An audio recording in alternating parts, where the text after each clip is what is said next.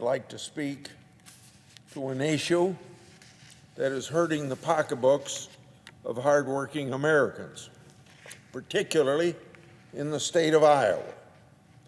The media has reported that the White House has been in discussions with Big Oil regarding rising fuel prices. Quite a surprise to some of us who have heard nothing from the administration all year that we got to stop fossil fuels.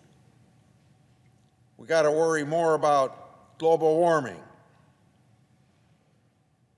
You shouldn't stop big oil, but you still got to worry about global warming. President Biden has called on OPEC cartels to drill for additional crude oil and discuss potentially opening up our domestic strategic petroleum reserve. With rising energy prices, it is common sense to promote additional development of energy. But with the Biden administration's sole focus seemingly being on climate change, I would think more attention would be paid to promoting clean energy. Emphasis upon clean energy. Throughout my tenure in the Senate, I've promoted alternative energy sources as a way of protecting our environment and increasing our energy independence. As the #1 producer of corn, ethanol, biodiesel, Iowa leads the nation's renewable fuels industry. But if the president doesn't care about Iowa, my state of Iowa, the president should remember the states of Illinois and Minnesota, just as an example. Historically blue states are also major producers of corn and soybeans, as well as ethanol and biodiesel.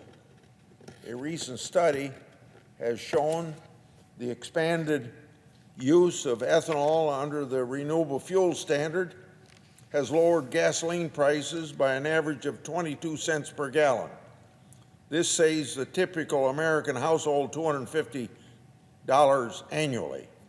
In recent weeks, E10, which is a 10% mixture of ethanol and gasoline, E10 has sold for 35 to 50 cents per gallon less than gasoline with no ethanol.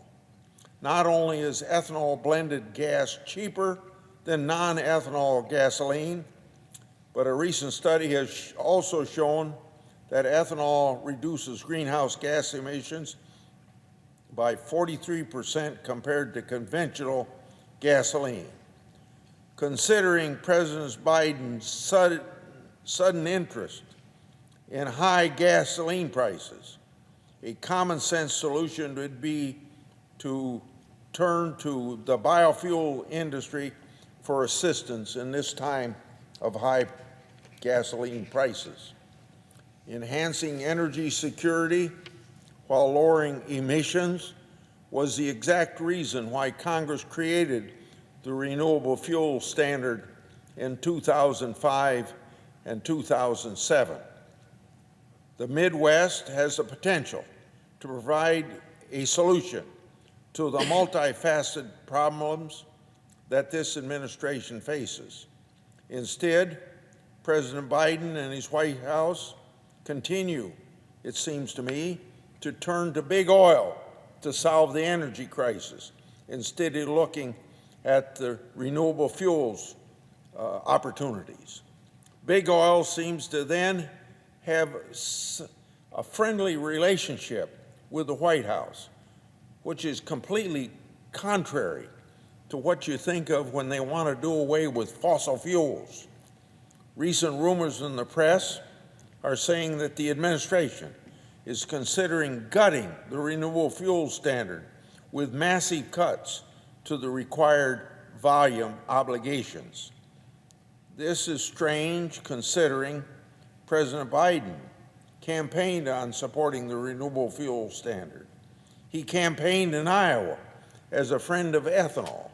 Yes, in Iowa, President Biden said that, quote, "The renewable fuel standard marks our bond with our farmers and our commitment to a thriving rural economy, end of quote.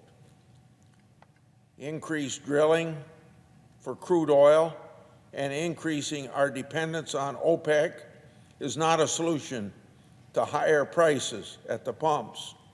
Why ask OPEC to pump more oil? Why ask big oil to pump more oil? Americans need relief, and that relief can come from having a partnership with the biofuels industry. And it is past time for then the administration to look to the heartland instead of Texas and OPEC for an answer. I yield.